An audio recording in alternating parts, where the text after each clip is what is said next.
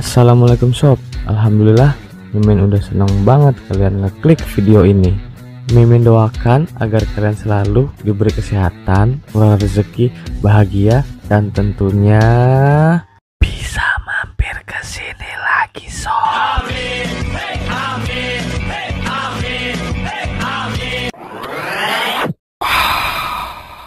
Dirilis 16 Juni 2022, film yang berlatar belakang kerajaan ini akan membawa kita tercengang dengan sosok Tuan Putri yang biasanya tampil manja nan anggun.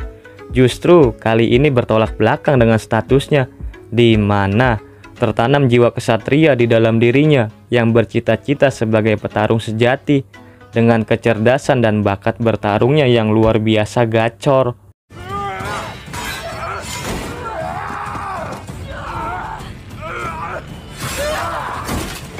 Apa jadinya jika Tuan Putri dijodohkan oleh seorang pria yang berambisi merampas kekuasaan ayahnya sendiri? Tentu saja ia akan berjuang mati-matian membela keluarga serta kerajaan sang ayah. Momen-momen epik pertarungan sengit bakalan hadir menghiasi layar HP kalian. Sebelum lanjut, seperti biasa, Mimin gak pernah lupa ngajak kalian untuk subscribe dan terus dukung channel ini. Mudah-mudahan Mimin bisa cepet-cepet berangkatin haji emas sama bapak ya. Kobul. Film yang dimulai dari ujung atas kastil menuju ke sebuah kamar. Inces terbangun dari pingsannya dengan tangan yang diborgol. Ia pun kembali berpura-pura tidur ketika dua penjaga datang untuk memastikan keadaan. Tapi karena efek celana yang makin kesempitan,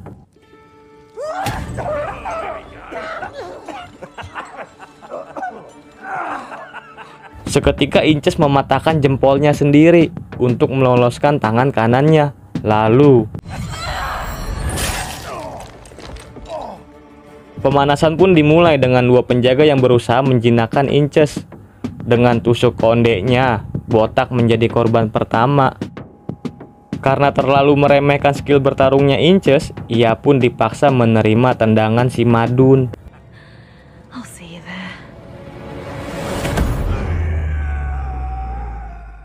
Tak lama kemudian, seorang penjaga lain masuk, di mana Inces menyambutnya dengan palu penghancur karang.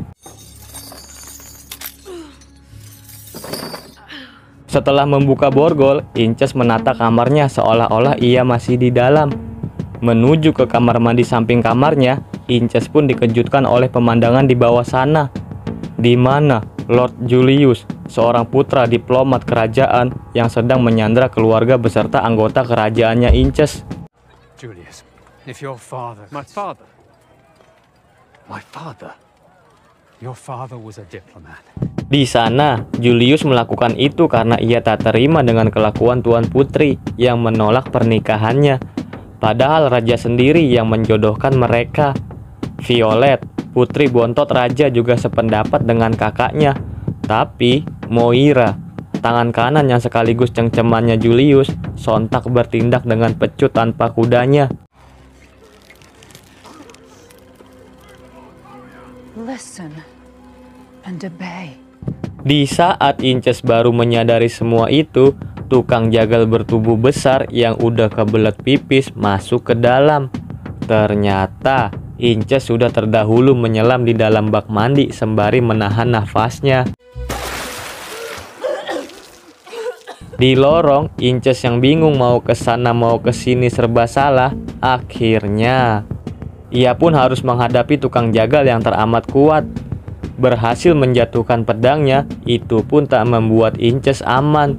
Serudukan banteng lepas berhasil ia manfaatkan dan berjuang sebisa mungkin untuk membuka helmnya. Lalu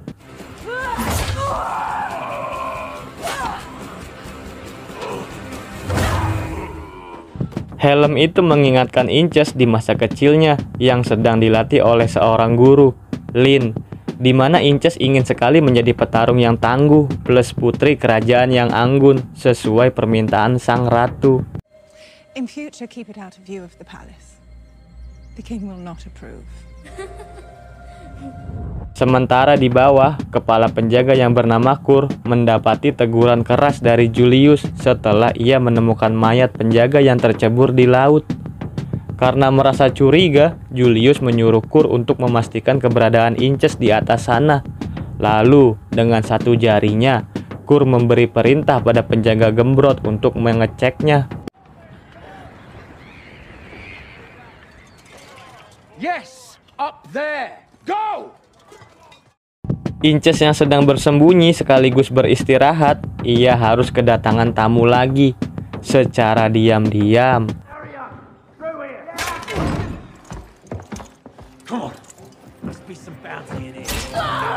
dengan melepas tali di gaunnya, Inces kembali berusaha melawan penjaga, yang akhirnya ia berhasil taklukkan. Di sini, sebuah X-bow digunakan Inces untuk mengancam penjaga. What has Julius done with my family? Fuck off. Do you even know how to use this thing? Masih nggak mau jawab juga, terpaksa Inces menyudahi pertanyaannya, Sob. You're never getting out of here alive. You can't.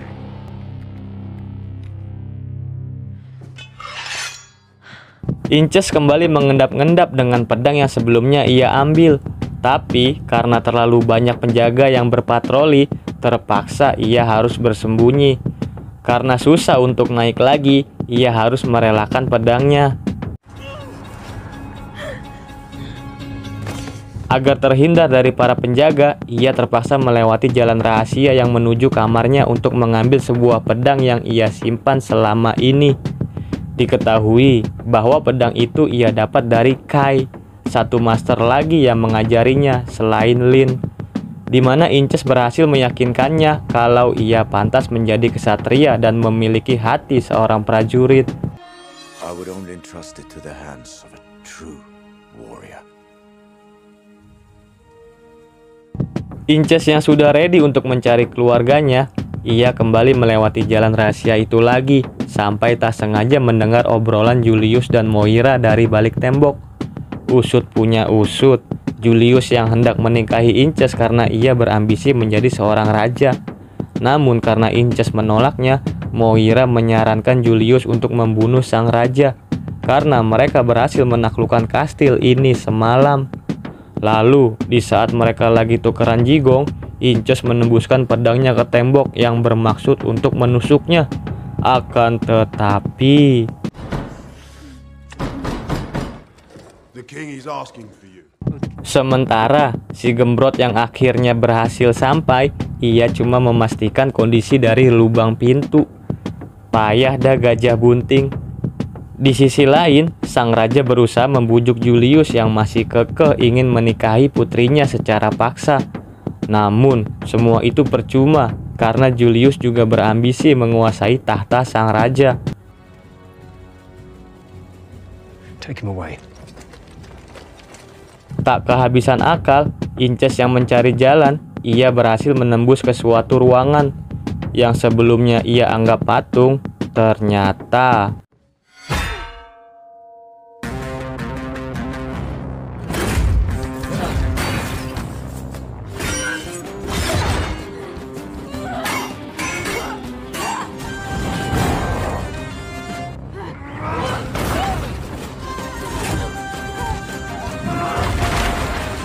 pedang andalannya tak mampu menggores sedikit pun jubah emas sang gladiator. Sampai ia sadari ada beberapa titik tertentu yang bisa melukainya. Tapi itu pun tak cukup untuk melumpuhkannya. Lalu dengan segelas bir peletok disusul lilin yang dilemparkan, Inces berhasil membakarnya. Di waktu yang bersamaan, dengan laporan si gembrot yang baru turun, Julius harus dikejutkan dengan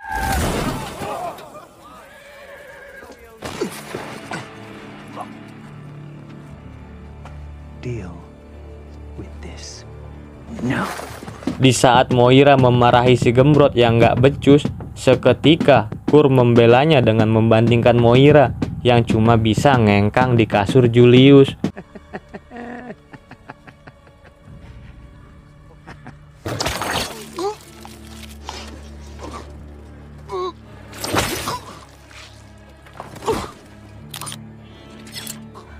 so useless now, Emma. Setelah kejadian tersebut, Moira mengambil alih semua pasukan dan memerintahkan untuk menangkap Tuan Putri. Beberapa prajurit yang berhasil menemukan Inces, mereka tak segan-segan menyerangnya hingga sedikit perlawanan, Inces berhasil lolos. Akan tetapi setelah melihat kondisi di bawah, semakin banyak prajurit yang bersemangat menangkapnya. Namun, kecerdasan yang dimiliki sang putri tak perlu diragukan lagi.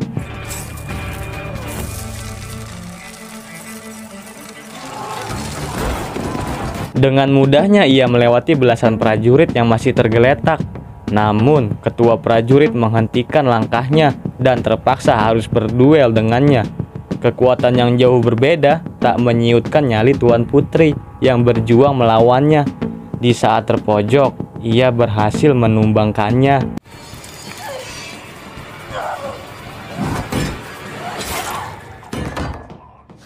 Baru sebentar menghela nafas, ia kembali dikepung dan berusaha sebisa mungkin untuk melawannya, sehingga di tengah rasa sakit yang masih terasa, ditambah lagi tak ada peluang untuk lolos. Gak mau diambil pusing, Inces pun menunjukkan jiwa barbariannya.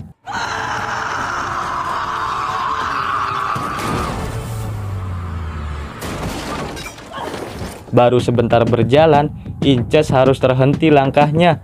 Ada iklan mau lewat dulu, sob. Setelah melihat hordeng tetangga yang lagi nganggur, tanpa pikir panjang Inces menggapainya. Disinilah momen tergokil Tuan Putri yang berhasil bikin Mimin terpesona.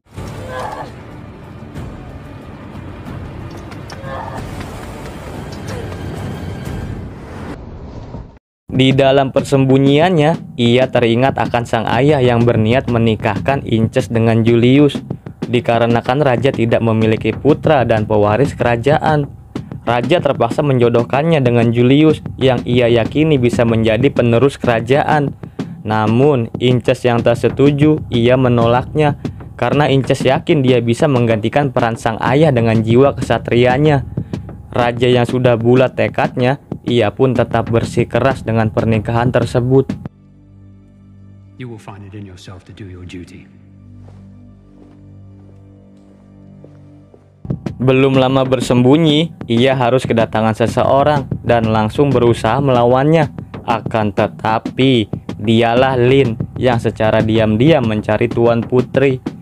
Lin segera mengobati lukanya Inces sembari bercerita bahwa Julius adalah seorang pria yang sangat kejam. Saat para pengawal kerajaan tidak siap, pasukan Julius menyerang secara brutal di malam hari. Untungnya, Lin berhasil lolos dari penyerangan tadi malam. Lalu, Inces dan Lin berniat menuju penjara bawah tanah di mana keluarga Inces disekap. I'll have to save them, Lin. We will. Untuk sampai ke sana, mereka pun harus melalui dapur terlebih dahulu. Melihat emak-emak yang lagi terpojok ditoel-toel oleh penjaga, mereka pun tak tinggal diam. 2 peringatan mungkin cukup untuk melepaskannya. That's Lin. Lalu, pertempuran pun tak bisa dihindarkan. Sayuran, roti, daging, sampai bumbu dapur pada berantakan gak karuan. Di tengah pertarungan sengit, mereka harus diganggu oleh kedatangan Moira. All you had to do was accept a ring. Instead you made a mess. Mau nggak mau mereka harus meladeni pemilik cambuk tersebut. Serangan dari Moira membuat Lin terjatuh, serta Inces yang harus merasakan sesak nafas akibat lilitan cambuk yang sampai menggantungnya. Namun, Lin tak pernah menyerah, ia pun lekas menolong Inces. Lalu, dengan seember minyak tanah bersubsidi, mereka berhasil meloloskan diri. Lin yang sangat peduli terhadap Tuan Putri, ia pun menyuruh Inces untuk segera pergi menemui keluarganya. Sedangkan Lin harus menghalangi Moira di sini.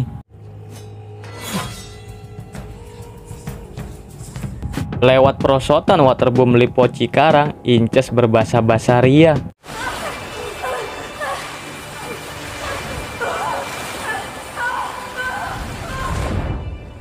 Di penjara bawah tanah, 3 penjaga yang lagi asik main dadu kocok harus diganggu oleh kedatangan Inces. Dan inilah penampakan suara buaya kembung yang tertangkap kamera.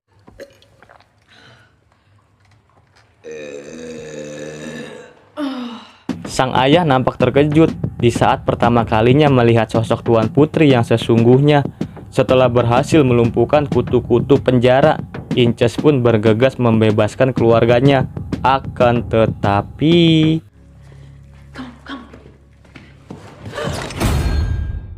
Julius datang bersama Moira yang sudah menangkap Lynn. Di tempat ini, Julius sekali lagi menegaskan pada Inces perihal pernikahan mereka hari ini. Namun, sejak awal Inces takkan pernah menerima cincin pernikahan dari Julius. Ia justru meledek serta membuatnya jengkel. Hingga Julius memutuskan untuk membunuh Inces dan menggantikannya dengan Violet. Syukurnya, Violet berhasil dibawa oleh Lynn. Sedangkan Inces, ia harus terlempar keluar dan tercebur ke dasar laut.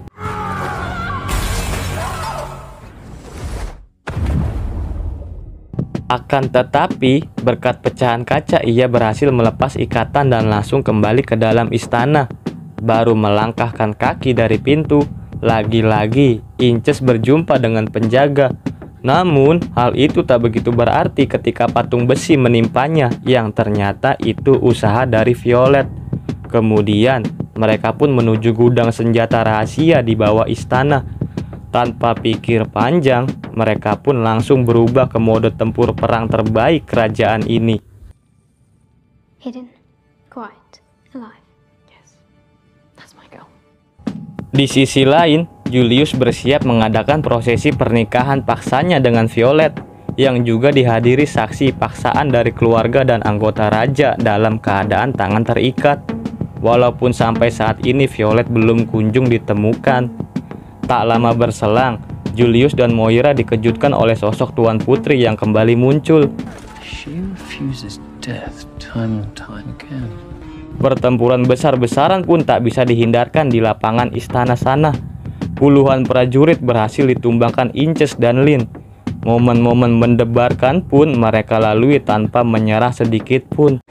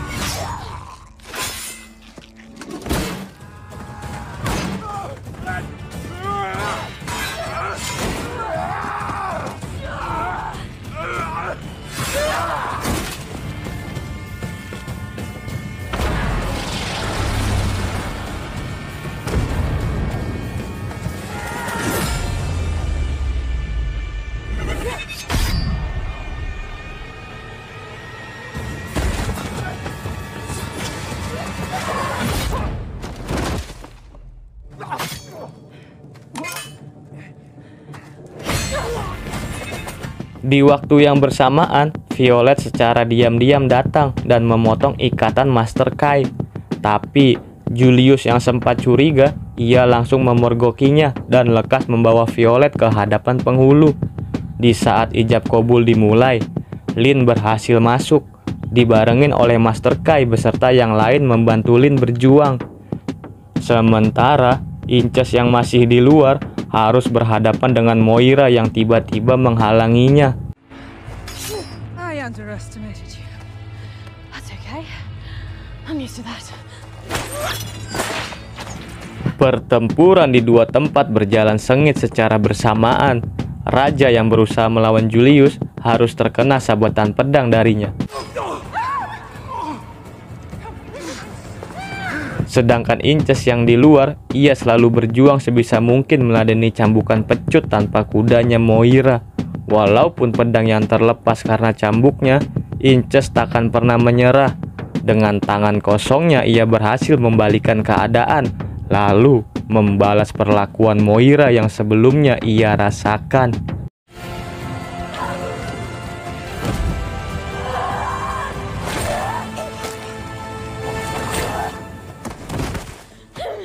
Sementara Julius yang berduel dengan Lin berhasil memanfaatkan celah dari belakang hingga akhirnya Lin harus merasakan pedang pemberian Kai yang saat ini dipakai Julius.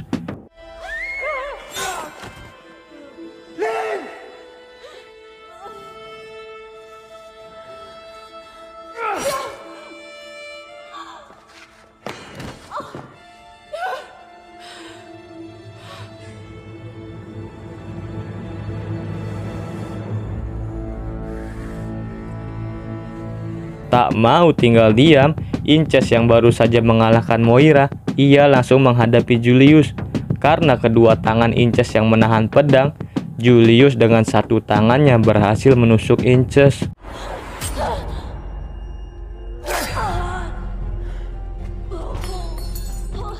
Dengan kondisi paha yang masih enyer-enyeran, Inces melakukan serangan terakhir yang membuat dirinya tersungkur di hadapan Julius.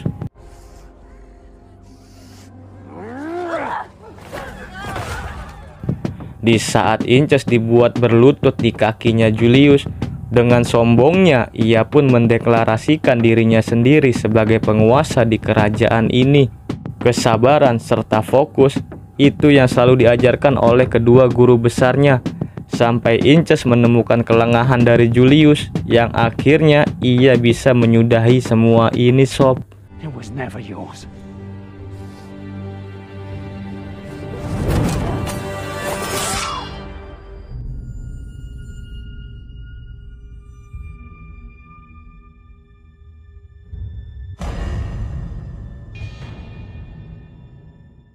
Kemudian, Inces pun menyerahkan kembali mahkota sang ayah yang sebelumnya direbut Julius.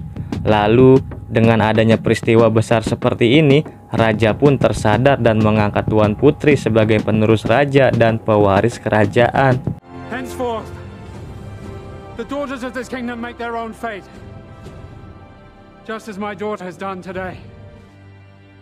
We are all of us in your debt. I was wrong. I should have trusted you.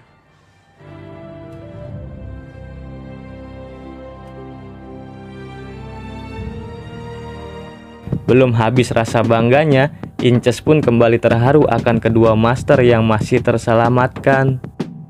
Film pun ditutup oleh si gembrot yang baru nongol setelah kemerdekaan. Raja, oh raja, punya anak perempuan dua-duanya kok dibikin pusing. Daripada mikirin tahta yang gak ada ujungnya, mending bagi-bagiin sembako aja sama rakyat yang membutuhkan. Makasih ya sob udah mau mampir kemari. Sampai ketemu di film selanjutnya. Bye bye, Mimin pamit. Assalamualaikum.